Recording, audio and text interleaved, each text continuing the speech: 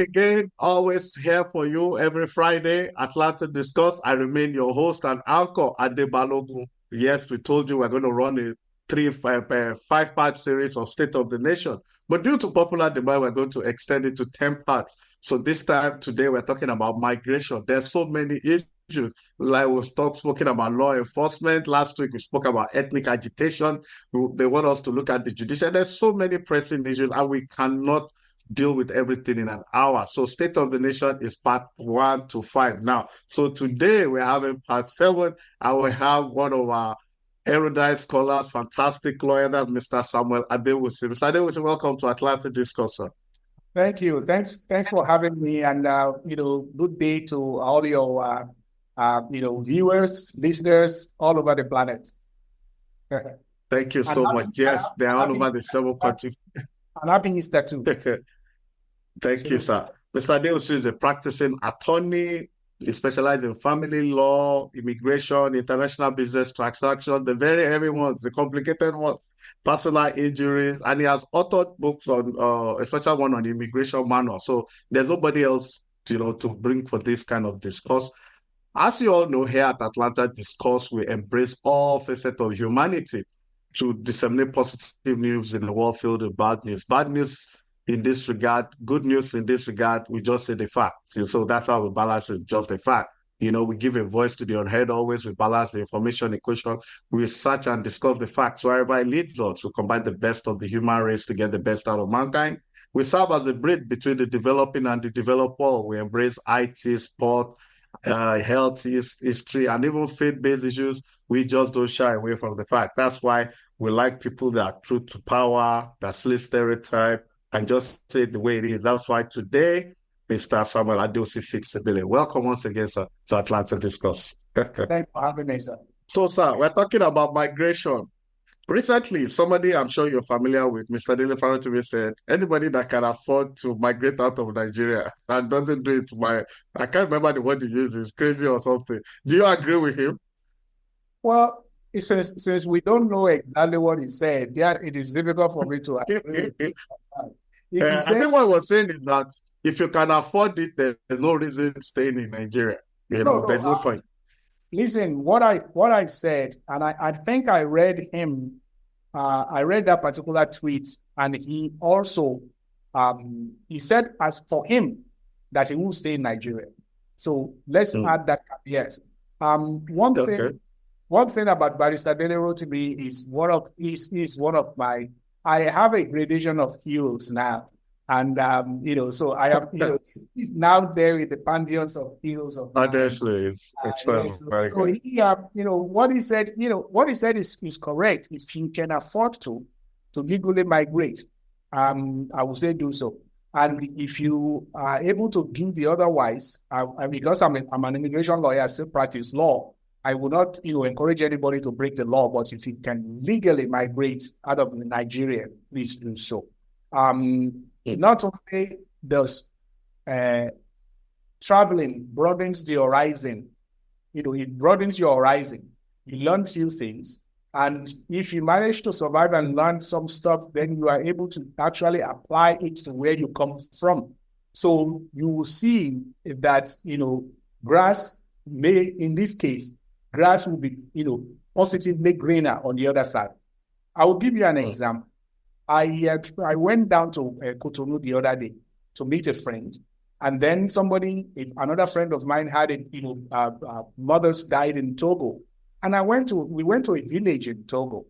This village, is a dry land. They probably barely have water, the fresh water, which is, difficult to get water to that level. But guess what? They have power 24/7. And wow. The roads in Togo are excellent. And you do not see any police officer stopping you on the road. They have a place, and you are supposed to, obey the law. And if you do not obey the law, they know what to do. The same thing in Benin Republic. The roads are fantastic. When it is raining, you don't see, your drainage being clogged. You don't see flooding. And if you are speeding, they actually have speed camera to catch you for speeding. Oh, wow. So so these are just our neighbors, and people are even talking about Ivory Coast. Remember the last time people went to Ivory Coast for the African True. People were showing the beautiful roads in Ivory Coast, and guess what?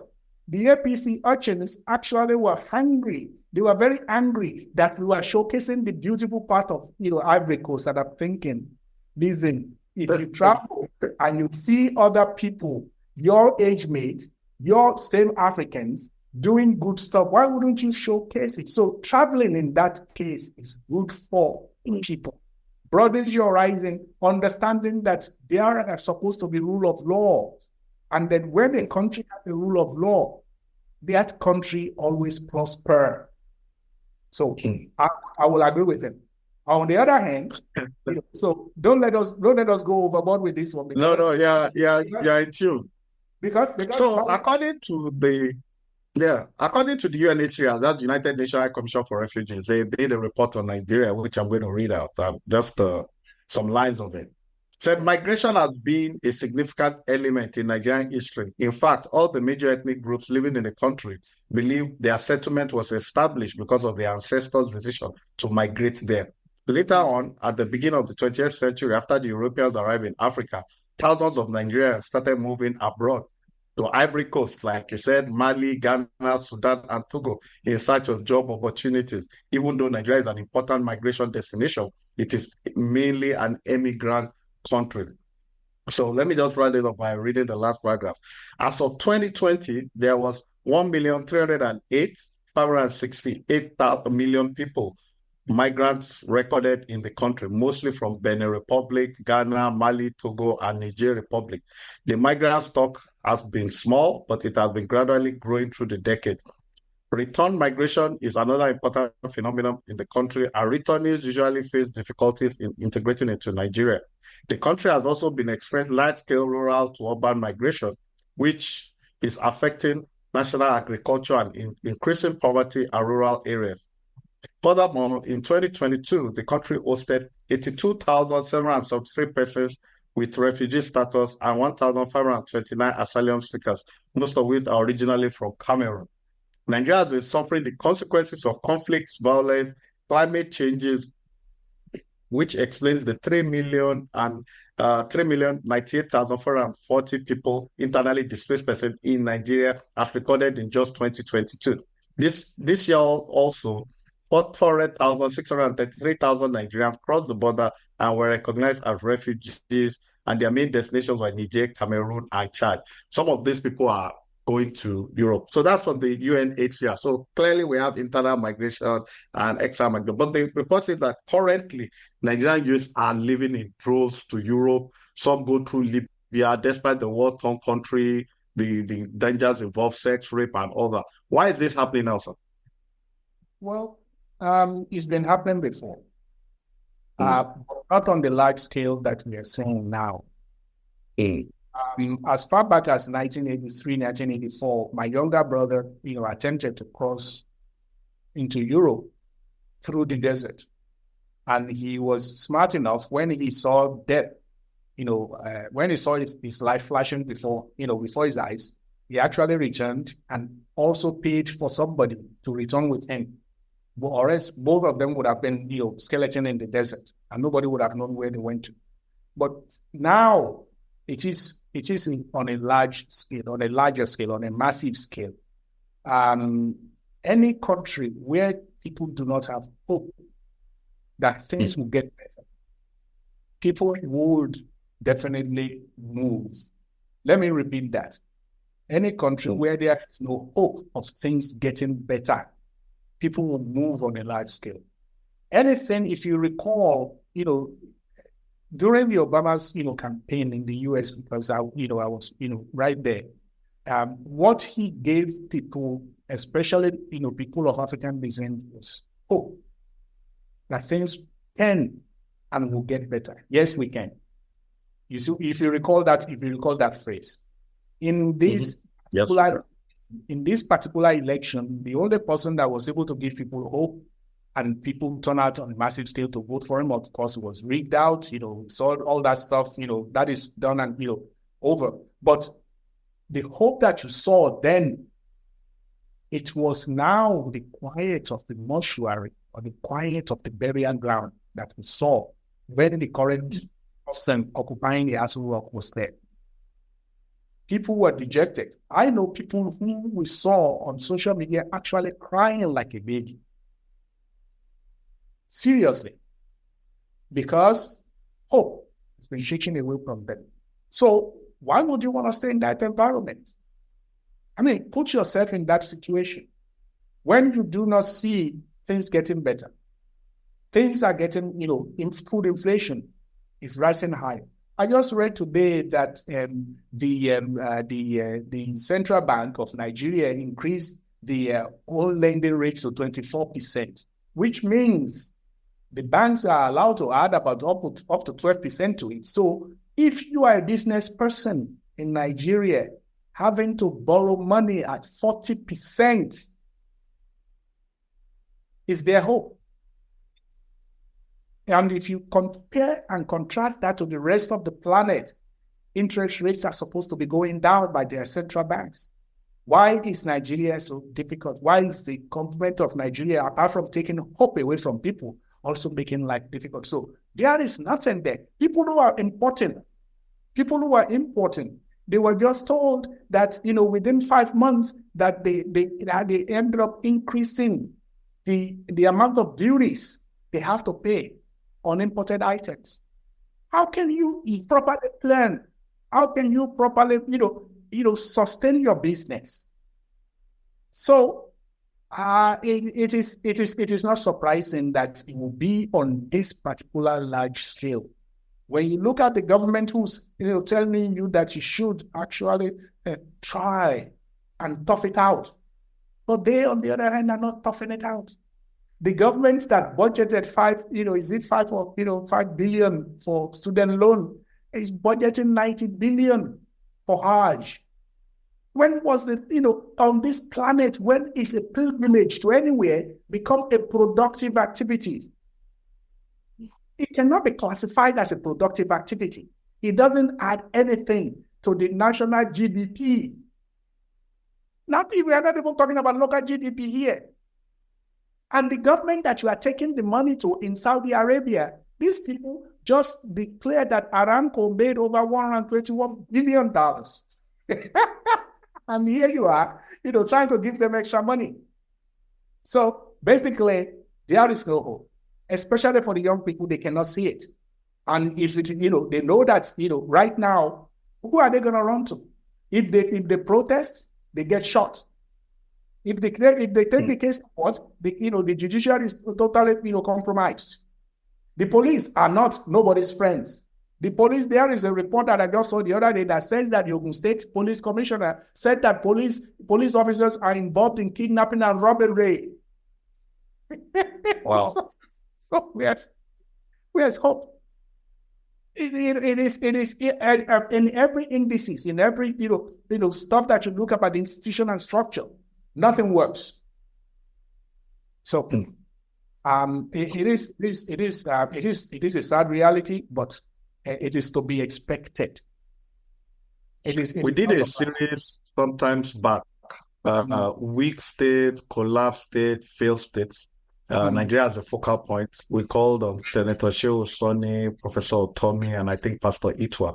And in Professor Tommy's words, he feels that, it has not failed properly, but it's collapsing. I think he said something like that. They all feel that Nigeria is not working, it's not functional. The conclusion actually is that what we have is failure of leadership. So, like my last guess is the Odua Nation ethnic agitator. But most of the scholars I was speaking to say, look, ethnic agitation would not even come up in the first instance if the leaders have done what they should do. So do you agree that the problem of Nigeria is failure of leadership? Well, you are actually putting the cat before the horse. What is the definition of leader? Think about it. A servant, the people's servant, Yes. a guide. So many definitions. So many definitions. Have you seen any of the current, plutocrats? Let me repeat that word. Tachyocrats, which is, the government of, people who want to steal. and lootocrats, which we coined in Nigeria for people who actually loot, Commonwealth. Have you seen any of them exhibit anything that resembles the definition of leadership? Possibly Governor Oti in Abia, possibly Governor Oti. Out of 36 states. Mm.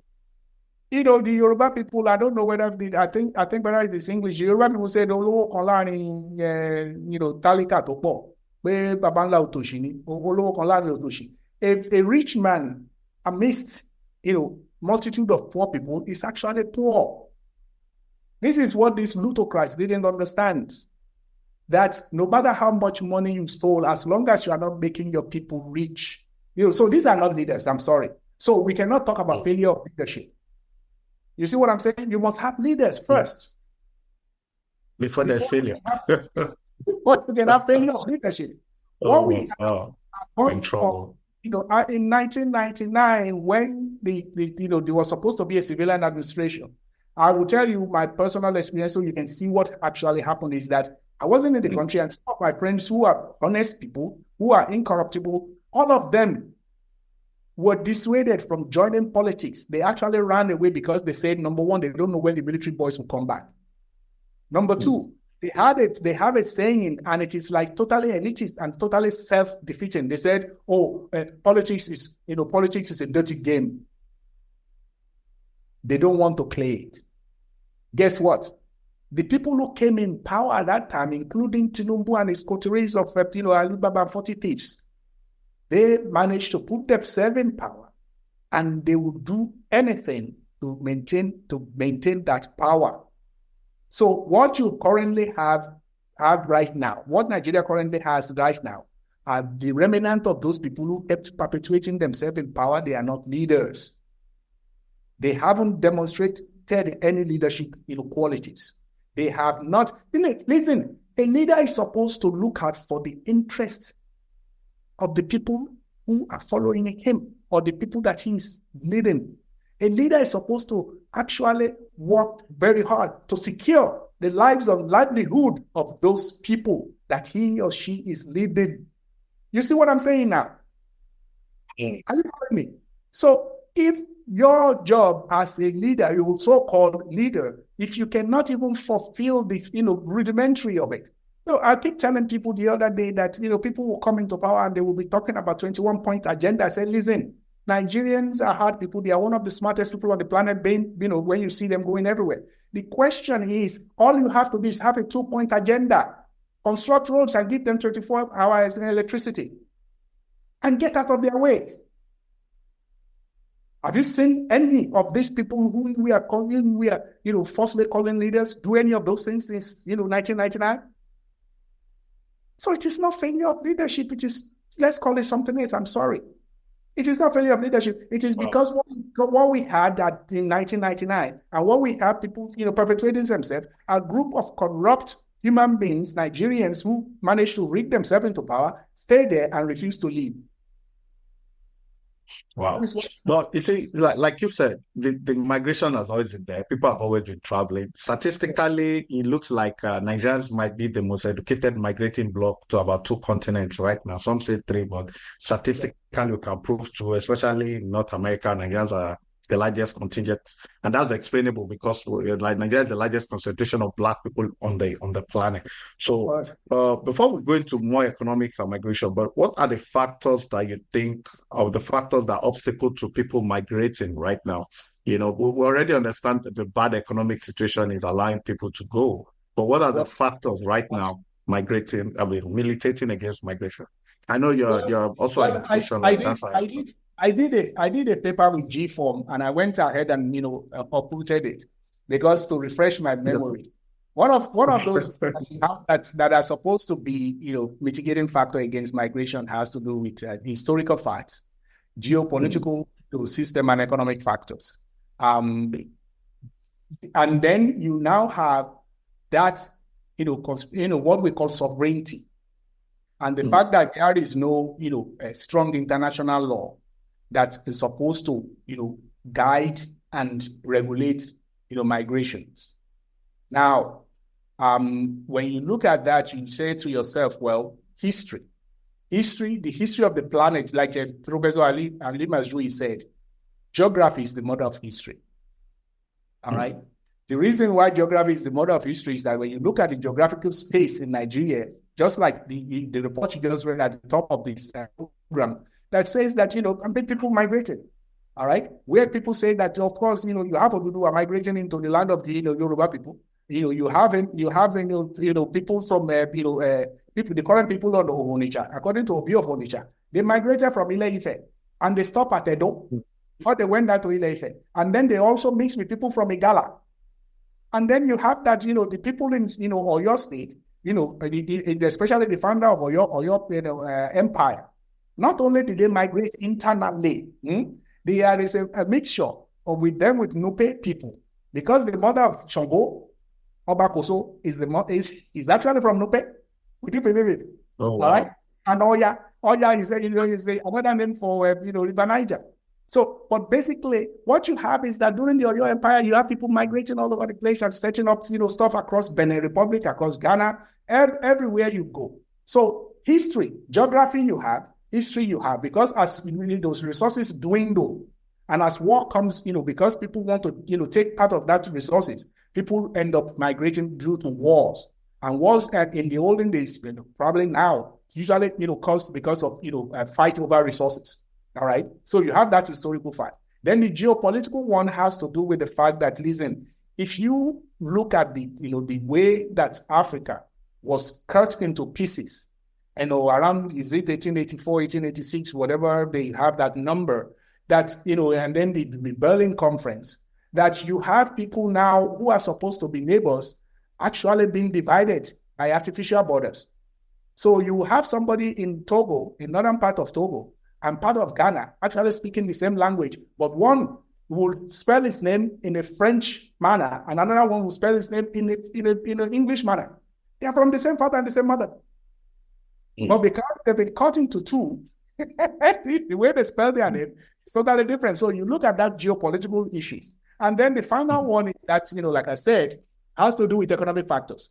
Economy, mixed with that, historical, perspective, always has to do, then listen, here I am working here, just like we see in Nigeria now, where you are doing some work, and somebody decided that, hey, just before when, SEFA, when Nigeria was still as strong as SEFA and a little bit stronger, you have people from neighboring countries, Togo and Benin, coming into Nigeria to work and taking their naira back because they can change it into more money.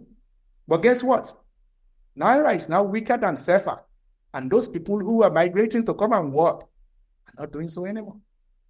So Nigerians are going to Togo to work too now to earn stronger SEFA. If you can do that, yes. If you have sufficient skills that you can go down to a place where this, the currency is stronger, do so. Why do you think that some of us, go to Europe and the United States and North America for this long? It's because of the stronger currency. Seriously, the majority of us will look at it and say, listen, I want to go home. I feel like eating amala megidi and ewedu. But guess what? I want to eat ofen salad, or I want to eat ohat soup. Proper one. I want somebody to give me isiewu and nkwobi, with palm wine. But guess what? You cannot do so because you have to stay there to make, a stronger currency, a stronger currency to work and make stronger currency so you can actually, help your people here, so that when the money is changed, they can have more money. Economic factors. So those three things are there. So that always propel migration, always propel immigration. So if it is not historical fact that has to do, and geopolitical issue that has to do with wars, ethnic wars, historical, wars, historical, factors, and then, economic factors. So those three things always do that. But the most important thing that actually impedes migration right now is the lack of that, issue with international migration law. Of course, there are some, migration law that was, migration treaties that was done. But the most important part is the issue of sovereignty. If it doesn't matter if I am, Luxembourg, like I said, their population is less than the people in, what is the name of that place? Ojo, within Lagos State. but they form a state. They have a passport. They have border guards. All right. But their sovereignty said you cannot come into their country without following their laws, without following, making sure you follow certain things. So sovereignty right now is part of it, and the lack of international law that guides, that protects the rights of people to migrate on the planet. Those are the two major issues that are right there for that impedes migration from people, especially from our area. Oh wow! That's that I was, majorly we've been talking about external migration, and like what I read to you earlier on, we also have internally displaced persons too, Yeah. And I was reading that UN report. Let me just read something out to you. In 2022, 82,773 persons with refugee status were, across the board in Nigeria, was what we have. And 1,529 asylum seekers were registered in Nigeria. They were mainly from Cameroon, 94%. Of course, we know what was happening in Anglophone Cameroon. And to a lesser extent from Niger, they had their own issues too. And some from a percentage of less than 1% from Democratic Republic of Congo. They flee violence, conflict in other countries of origin. It should be noted that 6,829 of these people reside in urban areas of Nigeria, including Lagos, Ijebu, Abuja, and Jano. So, now, forced migration, we're talking internally displaced people from neighboring countries. So that's a statistics for the inflow. So the second thing I'm going to actually talk about, apart from this, is the victims of human trafficking. Nigeria is big on that. May I make a quick correction? Internally displaced means that people who are displaced within geographical boundaries. Take for example, if you are running from, attack from, a Plateau State or Benue State, and you run, Ijebu, you are internally displaced. So we have people coming from other still within sovereign Nigeria.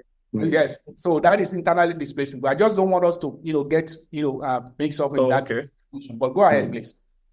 All right. So now I'm reading here that it said victims of human trafficking. Nigeria is a tier 2 in the U.S. trafficking person report, since it does not fully meet the minimum standard for the elimination of trafficking.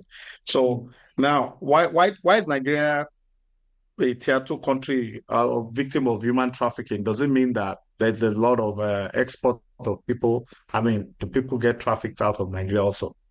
Yes. It is something that's been reported more than once. It is something that's been, on the news. It's something that, we have an office attached to the, like a ministry or, one of those MBAs that's supposed to look after people who are being trafficked.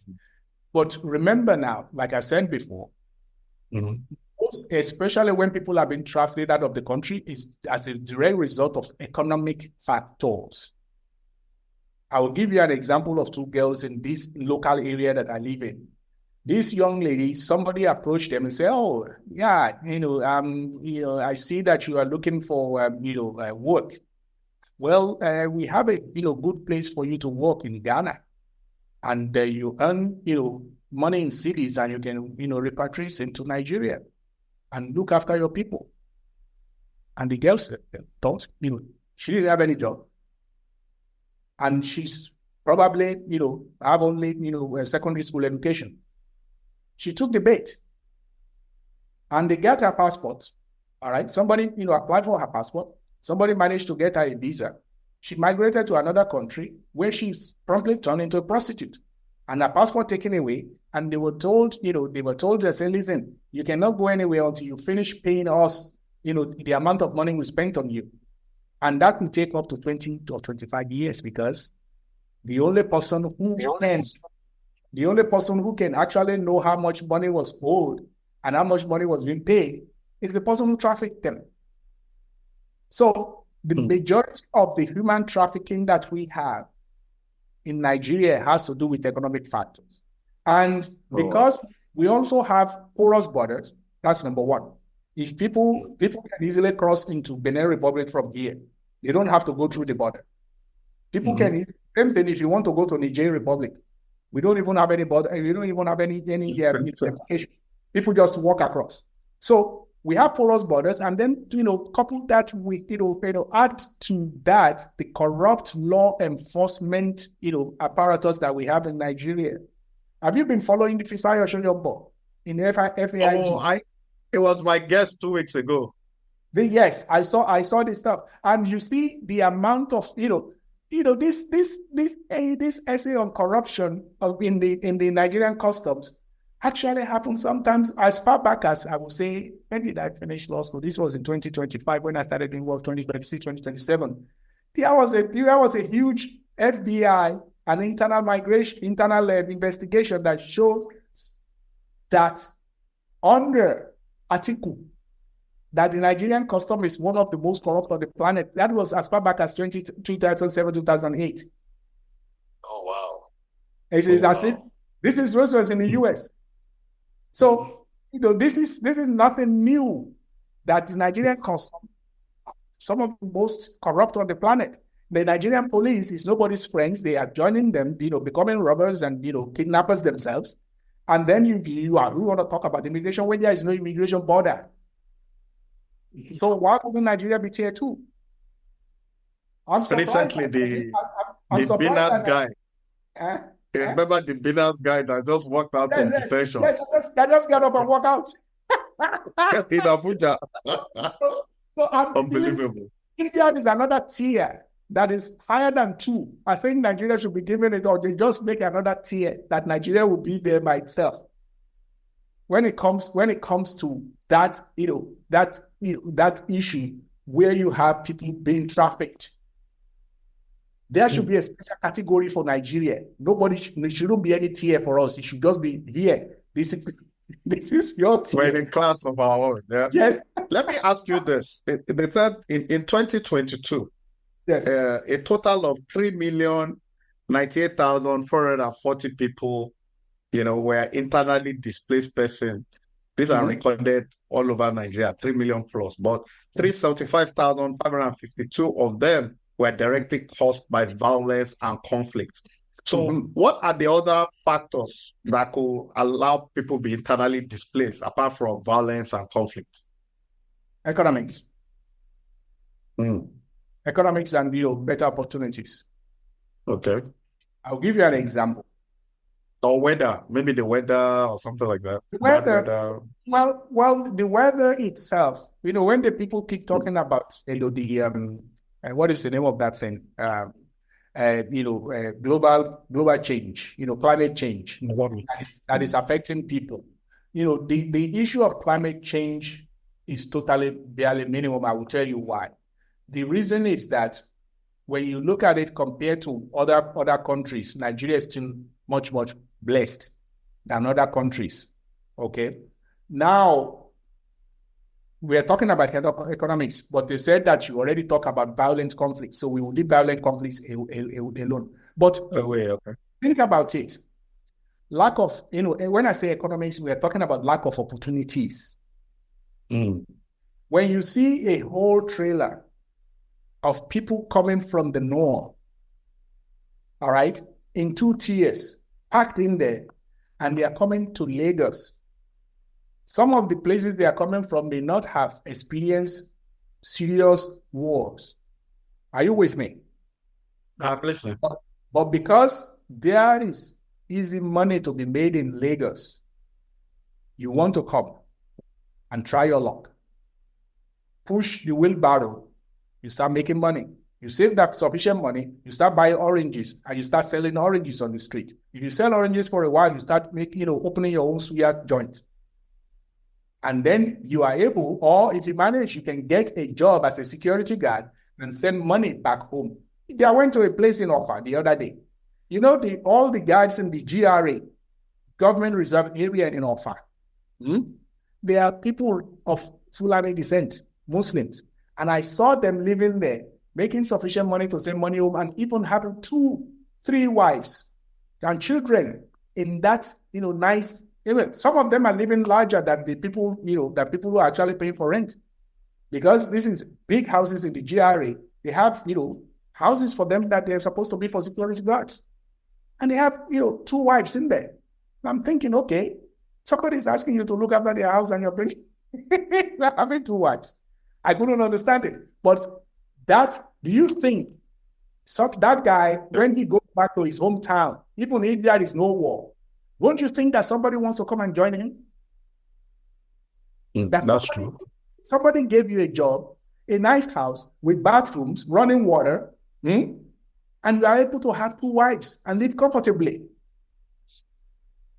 So I'm just using that anecdotal evidence as that apart from violence, lack of lack of employment opportunities, lack of jobs, lack of education would propel people to go to other places where they are where you can actually make money without education, without skills, just by the dint of your hard work. Another observation that I want to discuss with you is this, that I want you to talk about.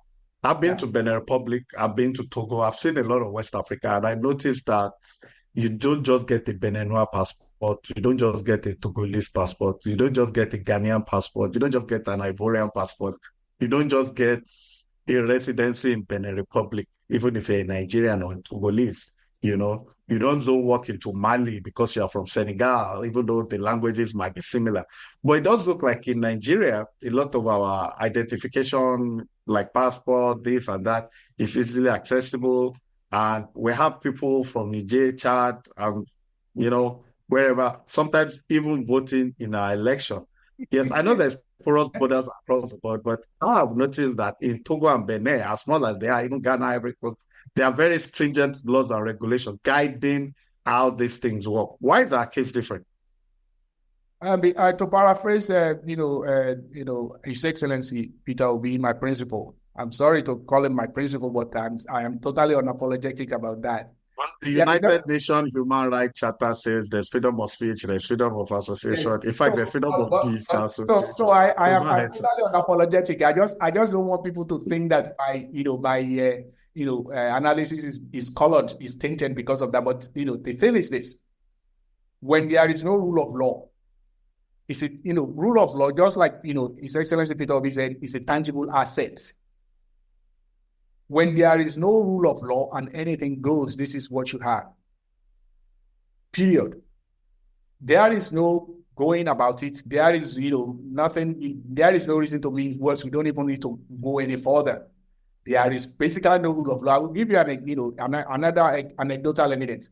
There are people who came all the way from South Koto, people who came from Makurdi, people who came from Kaduna, people who do not speak a single word of Yoruba language. Do you believe that they actually found them in Oshodi, being given an attestation that they actually hailed from Oshodi local government, so they can use that because the quota for that particular area where these people came from already filled up, so they can use that attestation to go ahead and get positions in the Nigerian army and the Nigerian security forces. So this is just within the country right now. So not to talk about, outside, there is basically no rule of law. So when somebody was talking about failed state, what are you talking about failed state? Nigeria is not a state. I'm sorry. Because all the indices of states, I'm sorry, because I also did international law. All the indices of a state are not present. I'm sorry. You have to have a state before it is become failed. You don't have it. No rule of law. Simple, elementary rule of law. None. So anything goes. Anything goes. Somebody was telling me the other day that you can walk to some part of, the market in Lagos State and other parts of, Nigeria, and tell them, if you make good inquiry and tell them you want human body parts, they will actually lead you to where you can get it. This is not saying anything. So what are we talking about?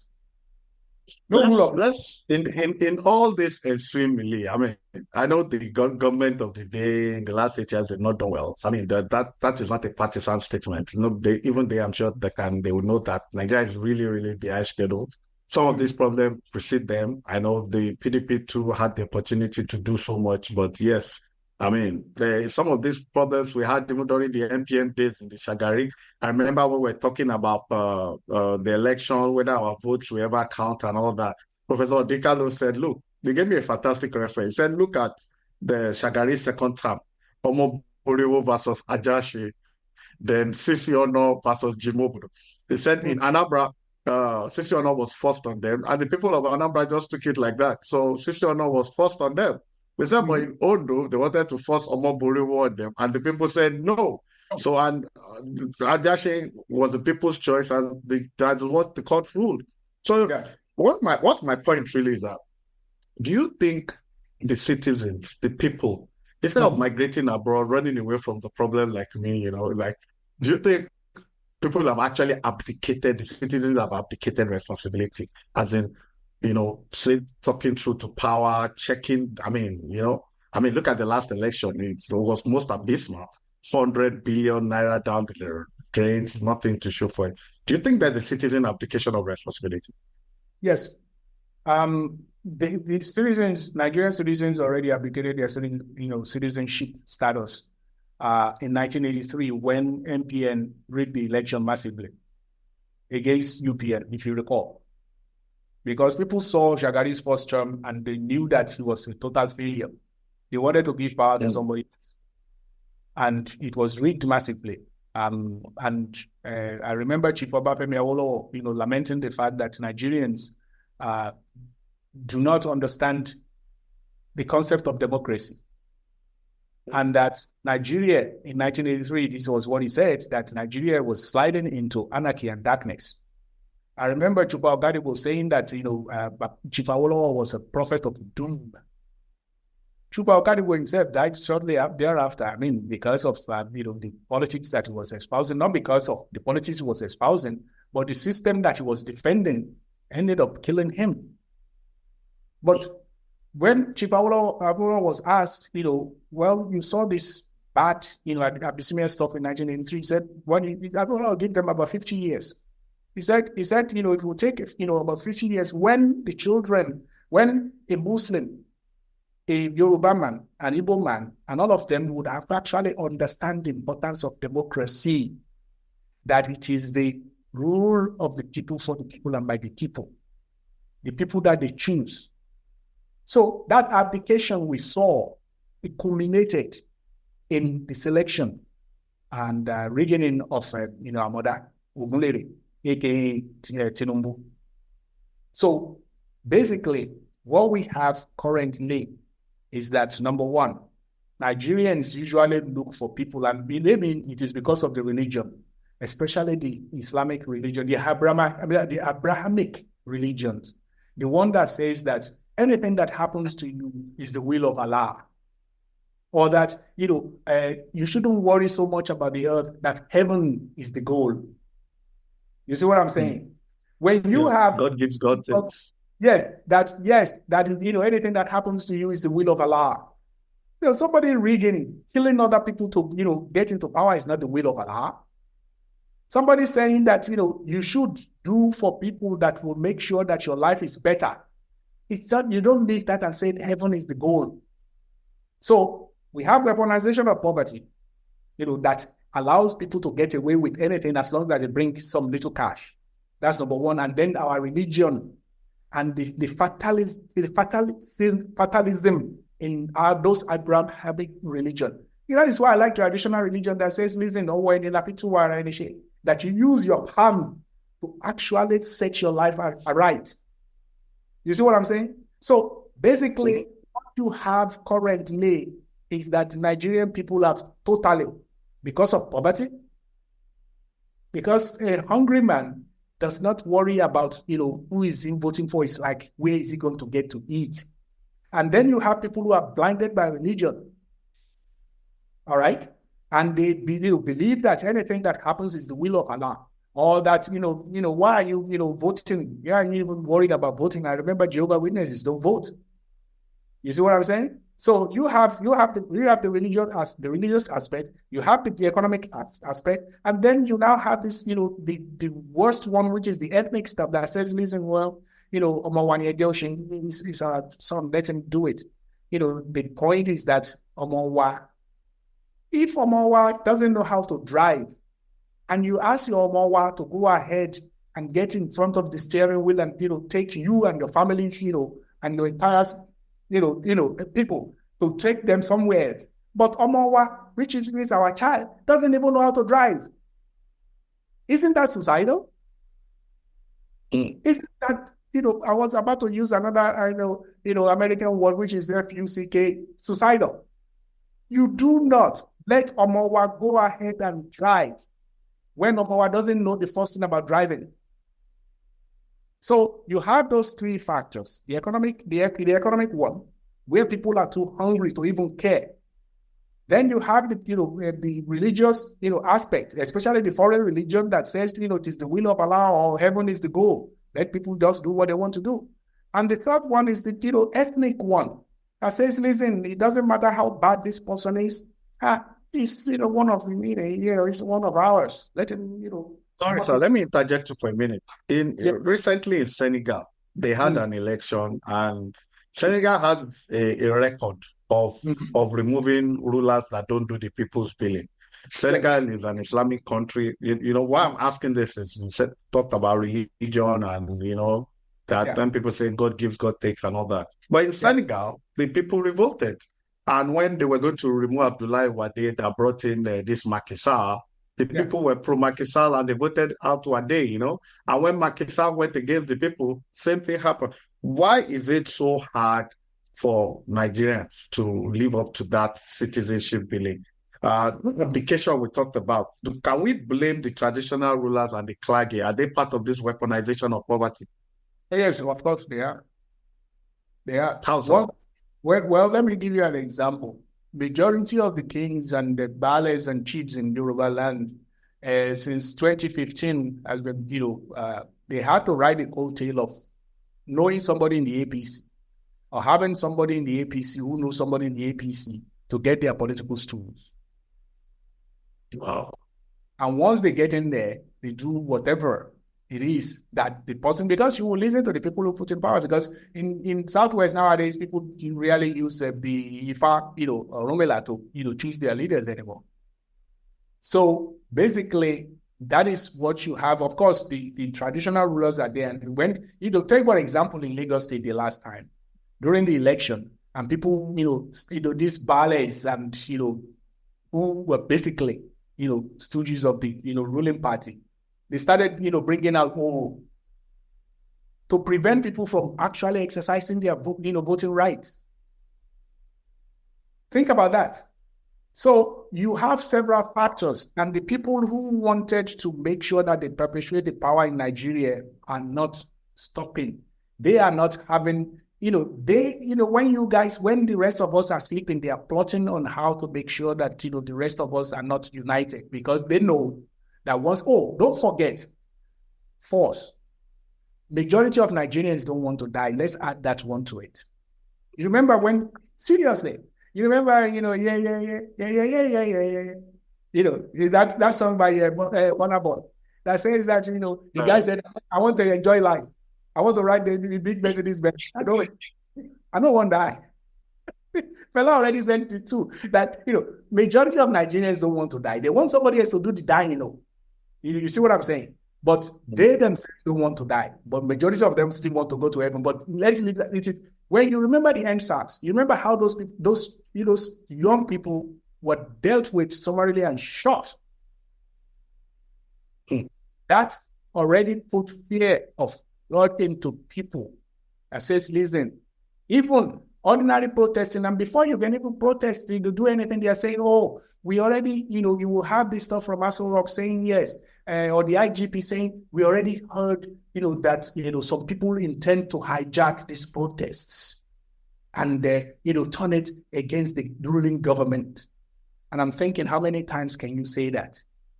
The fact is that people actually listen to them.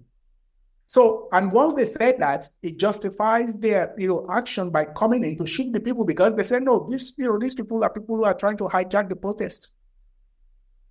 So they have perfected the system of making sure that Nigerians are divided, by, religion, by ethnicity, all right? We talk about religion, some of them are totally hungry. And you see them, all they have to do is call you in and say, oh yeah, we saw you the other day, and we know that you are, doing what you are not supposed to do. So we'll, send some money into your account.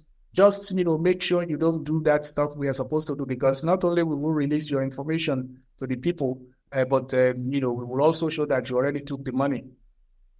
So majority of the people who are supposed to be doing this stuff. If the problem really is weaponization of poverty and all that, so how do we explain diasporans, people that should at least be rational, gainfully employed professionals, that food and money is not their problem? How do you explain some of them supporting all these, terrible situations in Nigeria? Because I have seen a lot of diasporans speaking in ways that I find most abysmal, unbelievable. Very educated people saying, "Oh, wow, this is what's there. What's the big deal?" And it's looking every day like the intelligentsia have ceded power to to probably the lower ranks of the society. Why is that, sir? Well, it has to do with home training or lack thereof. I'm sorry. Oh, wow. I am going to say this unequivocally, and I totally got it from Dr. Ayoshogunlo. Dr. Ayoshogunlo mentioned it, but there is Dr. Honorable Uduariola who mentioned it also. I think you should have Honorable Uduariola and Dr. Ayola on your show. He's one of the smartest folks around. But what he said was that, number one, these people lack home training. Number one, where do you come from? How did your father raise you? Were you raised in a household where a certificate forger, a man with multiple identities, a man with no known, place that can be identified with, a man who's been known to raise and train thugs and kill his, opponents? How can you, in good conscience support that person? So he said you have to check the kind of house where they came from and how they were raised. You see what I'm saying? The fact that somebody to get their way, across the desert or manage to get to US doesn't mean that they know jack. There are many, let me repeat this. There are many illiterate PhDs out there, especially people without integrity. And another thing that we find out later on is that most of these people who are supporting, Milocom or Amoda, aka Tinubu, is that when you delve into their background, you actually find that they actually have criminal backgrounds. Or there are people who actually, do this kind of shady thing. So it's like, if this is me, if I'm shady, I remember Peter Church that says, I am a honest man and I move with honest people. Watch those people very well. Research their backgrounds and see where they came from, and see why they are supporting, this particular person. Look at Bajamia Miller, for example. Bajamia Miller, if not for the fact that he managed to steal his clients' funds in Atlanta, the state, it is in your area in Atlanta. How is the chief of staff? So Emiloko is now like Alibaba, surrounded by 40 thieves, actually 48, if you count all the ministers. So the fact that somebody is overseas doesn't mean jack. All right? I mean, Hush Puppy is a member of the diaspora. Remember, he doesn't live in Nigeria. The fact that he lives in the Middle East, he's a diaspora. So if Hush Puppy is free, who do you think he will be supporting? So that is where I come from. Thank you very much, sir. You're always true to power. So finally, I need you. There's still a lot of young Nigerians, credible, legitimate, that have been deprived of opportunities that still want to migrate. Do you have any parting shots for them? I know you're a lawyer. By the time I'm going to put your details, if you don't mind, maybe your email on the screen for them to see if they want to contact you to migrate properly.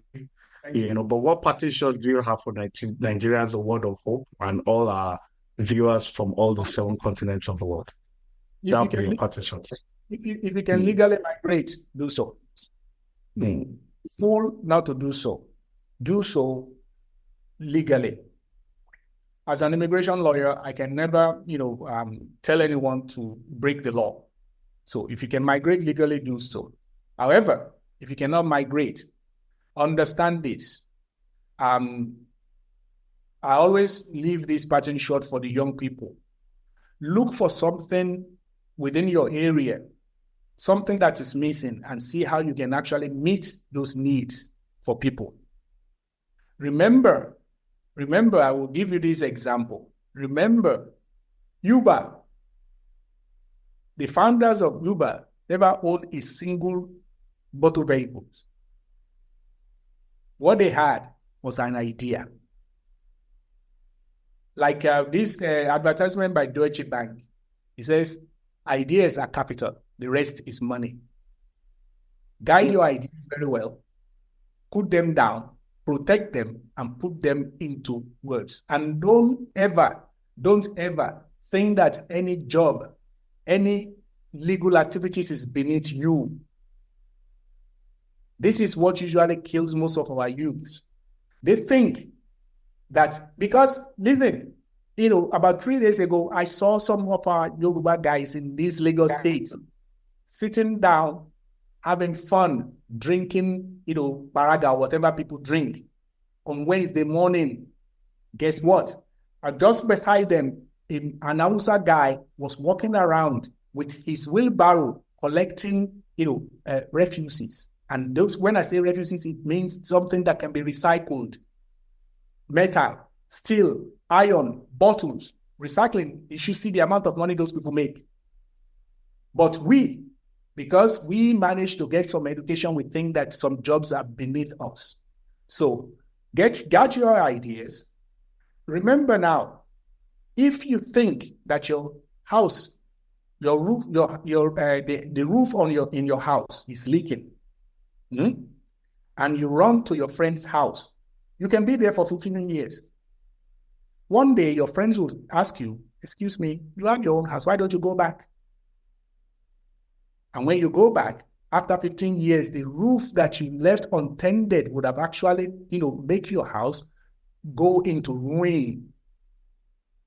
If all of us ran away from Nigeria, who would actually fix Nigeria? It's very, very important. Because if you go down to any of those countries, if those people in those countries if they ran away, there will be no country fixed for you to run away to. So if you can migrate legally, do so. If you can't, find a need in your area, legally get into it and do the best thing for yourself. Do not think any job is beneath you. And remember, have hope. Hope is very, very important. But do not run away illegally. Do not put yourself in harm's way, because people who are dead cannot affect change tomorrow. That is my take. Fantastic. Yes, you have not disappointed us. Always true to power, living up to the vision. Adewusi, one of the best you can get anywhere. Immigration lawyer, family lawyer, international business transaction lawyer, personal injury, just name it. He's there, tested and trusted. It's going to be a wrap there. Now we'll finish episode 7 next week. You're going to come with another fantastic episode on State of the Nation. Thank you once again, Attorney, for joining us. We always call on you every now and then. You've always been a father, friend to the house. We appreciate you always. You are very patriotic. We respect you, and God bless all you do. So Thank you for having me. Viewers, Antarctica, we see you. Australia, we see you. Africa, we see you. Asia, we see you. Europe, we see you. North America, South America. Thank you. We get all your messages. Thank you for all you do. It's a wrap. See you next week. Bye. Thank you. Have a nice one. I appreciate it. Thanks.